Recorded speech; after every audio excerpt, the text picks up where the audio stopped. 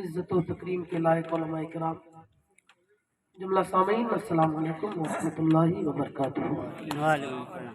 نحمدہ و نصلی علی رسولہ الکریم، اما بعد فاعوذ باللہ من الشیطان الرجیم، بسم اللہ الرحمن الرحیم۔ یا ایھا الذین آمنوا اتقوا اللہ وکونوا مع الصادقین، آمنت باللہ صدق اللہ العظیم۔ جی لگا کے درود پاک پڑھیں، اللہم صلی علی سیدنا شفیعنا مولانا محمد بارک وسلم، صلی علیہ صلاۃ و سلام علیک یا رسول اللہ صلی اللہ تعالی علیہ وسلم۔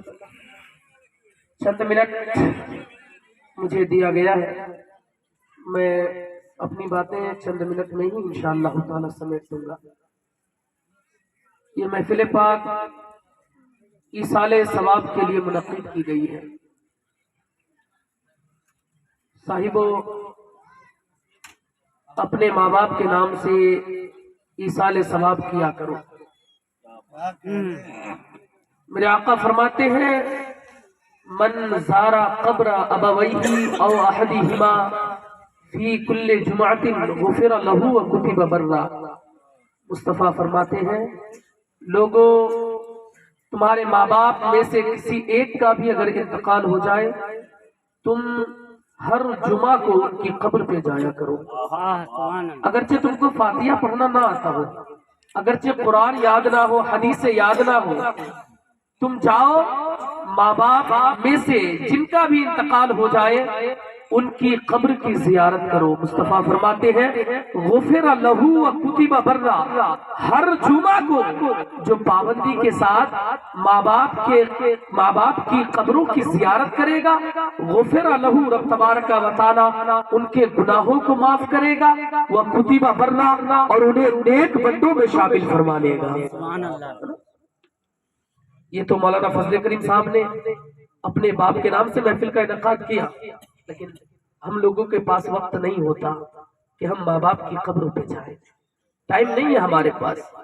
ہم جاتے ہیں جنازے میں، جنازہ اگر لیٹ بھی ہو تو قبرستان کے پاس کھڑے رہتے ہیں، لیکن ماں باپ کی قبروں پہ نہیں جاتے، جا کے فاتحہ تک نہیں پڑھتے، ان کی قبر کی زیارت کے لیے نہیں جاتے۔ ہمیں وقت ہی میسر نہیں آتا، توفیق ہی نہیں ہوتی۔ نہیں صاحبو، جایا کرو، ماں باپ کی قبروں پہ جایا کرو۔ جب بندہ مومن ماں باپ کی قبروں پہ جاتا ہے نا، تو ماں باپ جانے والی اولاد کو پہچانتے ہیں اور خوش ہوتے ہیں، اور دیکھنے کے بعد خوش ہوتے ہیں۔ رب تبارک و تعالیٰ کے فرشتے رب کی بارگاہ میں عرض کرتے ہیں، مولا تعالیٰ، یہ جو قبر میں لیتے ہیں یہ اپنی اولاد کو دیکھ کر خوشی کا اظہار کر رہے ہیں۔ رب فرماتا ہے، فرشتوں، ان کے مقدر میں خوشیاں لکھو، ان کے نصیب میں خوشیاں لکھو۔ اللہ اکبر۔ اس لیے صاحبوں، ماں باپ کی قبروں پہ جاؤ اور وہاں جا کر ایصال ثواب کرو، فاتحہ۔ 4 دن کی زندگی ہے، پتہ نہیں کیسے گزر جائے گی۔ اب کیسے گزرے گی نہیں گزرے گی یہ تو الگ بات ہے، لیکن کل جو ہماری زندگی گزرنے والی ہے نا، کل کی زندگی، کل کا دن، یہ بالکل عجیب و غریب دن گزرے گا۔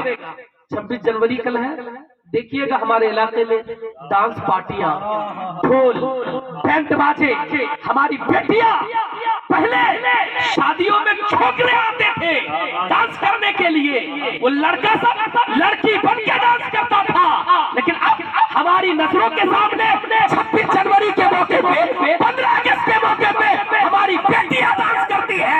ہماری قوم کو شرم تک نہیں آتی، ہماری قوم کو شرم تک نہیں آتی۔ دیکھیے گا گاؤں سماج میں ہر جگہ ڈانس کریں گی ہماری بیٹیاں، ہمارے بیٹے اس طرح ڈانس کریں گے، ایسا لگ رہا ہے کہ متاع دنیا یہی ہے، یہی دنیا کا اصل مقصد ہے اور مقصود ہے۔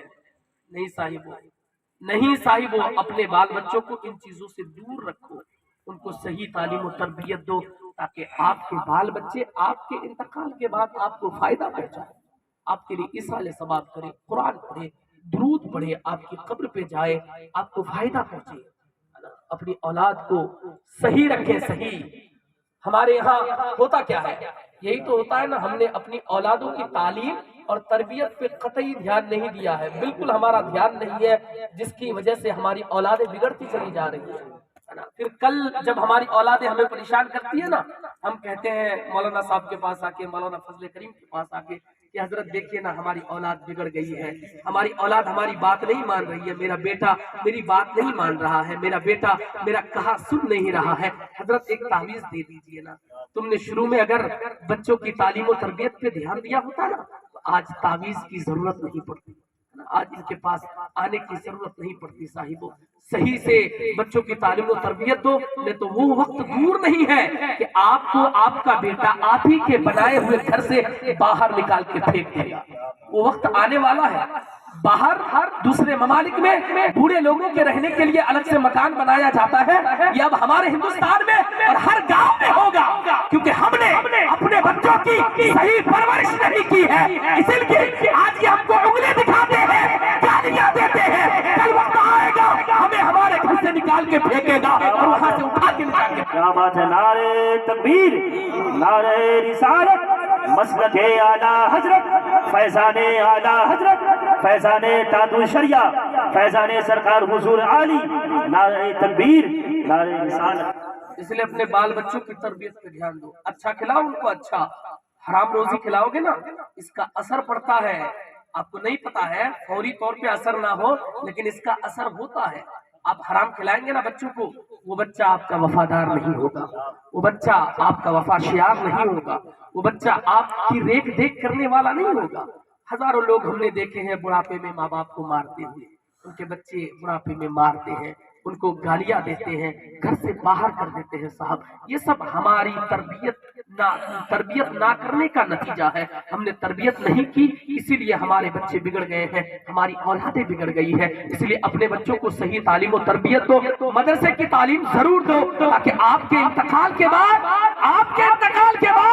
جہاں پہ دنیا نہ جانے کیا کیا کرتی ہو، لیکن آپ کے بچے اسی طریقے سے محفل کا انعقاد کر کے آپ کی روح کو ثواب پہنچائے، آپ کے لیے محفل کا انعقاد کرے جس طریقے سے مولانا فضل کریم صاحب کرتے ہیں۔ مبارک، بس آخری بات سنیں، مبارکباد کے لائق ہے نا، بہت سارے کام حل کرتے ہیں مولانا فضل کریم صاحب قبلہ، ہے نا، بہت سارے کام۔ آپ ڈاکٹروں کے پاس جاتے ہو، ہزاروں روپے دیتے ہو، یہاں جاتے ہو 10 روپے کا نام لکھاتے ہو، آپ کی بیماری دور کرتے ہیں، آپ کو بھوت پکڑے بھگا دیتے ہیں، جنات کا اثر وہ بھگا دیتے ہیں۔ دو بھائی میں اگر میل ملاپ نہیں ہے، لوگ آتے ہیں ان کے لیے تعویذ لکھ دیتے ہیں، ان کو اکٹھا کر دیتے ہیں، اولاد نافرمان ہے وہ فرما بردار کر دیتے ہیں۔ یعنی ان کی یہ قربانیاں ہیں خدا کی مخلوق کے لیے، مولانا فضل کریم کی یہ قربانیاں ہیں، یہ چھوٹی موٹی بات نہیں ہے، یہ بہت بڑی بات ہے۔ کون آج کل چاہتا ہے کہ میرا بیٹا میرے بیٹے سے مل کے رہے، لیکن یہ کام کرتے ہیں، ان کا صلہ ہم کیا دیں گے؟ کل قیامت میں رب انہیں عطا فرمائے گا، آپ کی بارگاہ سے انہیں دیا جائے گا۔ بہت بڑا کام کرتے ہیں، یہ بہت بڑا کام، ان کی عزت کریں، ان کی تعظیم و تکریم کریں، ان کو سمجھیں آپ، یہ بہت بڑا کام کرتے ہیں صاحب۔ ورنہ کون کس کو پوچھتا ہے؟ ہمارے گھر میں ایک میٹر ہوا تو تھوڑا سا گاؤں کے لوگوں نے ہم لوگوں کو اکسا کے میٹر کو اتنا بڑا کر دیا، اس میں گاؤں کے لوگوں کا ہاتھ رہتا ہے، لیکن یہ بیچارے اس میٹر کو سلجھانے کی کوشش کرتے ہیں، ہے نا۔ اسی لیے صاحبوں ان کی بھی عزت کریں اور اپنے ماں باپ کے لیے خصوصی طور پہ آپ ایصال ثواب کریں اور اپنی آخرت کی تیاری کریں۔ بس آخری بات، اپنی آخرت کی آپ تیاری کریں صاحب، اپنی آخرت کی تیاری کریں۔ کوئی جانے والا نہیں ہے، میں اکثر تقریروں میں بولتا ہوں، کوئی جانے والا نہیں ہے آپ کے ساتھ، کوئی پوچھنے والا نہیں ہے، سب مٹی ڈال کے الٹے قدم چل آئیں گے، گھر میں گورو بھینس ذبح کر کے کھانا کھائیں گے، رات میں آپ کی جائیداد کا حساب کریں گے، آپ کی زمین کے بٹوارے کے لیے اپنی بیٹی سے کاغذ راٹھی میں نکال کے بھائیوں میں لڑائی شروع ہو جائے گی، بہنیں آ جائیں گی، کوئی پوچھنے والا نہیں ہوگا۔ آخرت کی تیاری کر، کوئی راضی ہو یا نہ ہو، مصطفیٰ کو راضی کر لو، انشاءاللہ یہ دنیا بھی تیری ہوگی، جنت اور جنت کی بہاریں بھی تیری مصطفیٰ کی محمد سے وفا تو نے تو ہم تیرے ہیں، یہ جہاں چیز ہے کیا لوح قلم کریں، اپنی آخرت کی آپ کو تیاری کرنی ہے، آپ کو تیاری کرنی ہے، موت کی آپ کو تیاری کرنی ہے۔ موت کئی طریقے سے آتی ہے نا، آپ کو وہ تیاری کرنی ہے کہ آپ کی موت آئے تو خیر کے ساتھ آئے، اچھی موت آپ کو نصیب ہو۔ اس کے لیے آپ کو اعمال کی طرف بھی دھیان دینے کی ضرورت ہے، نمازیں آپ کے پاس ہونی چاہیے، سچائی آپ کے پاس ہونی چاہیے، روزے آپ کے پاس ہو، حج و زکات آپ کے پاس ہو، یہ ساری چیزیں ایمان کے ساتھ ساتھ آپ کے پاس ہو، انشاءاللہ ہر جگہ آپ کامیاب و کامران ہو جائیں گے۔ استغفر اللہ ربی العظیم و اتوب الیہ وما علینا الا البلاغ المبین۔ السلام علیکم۔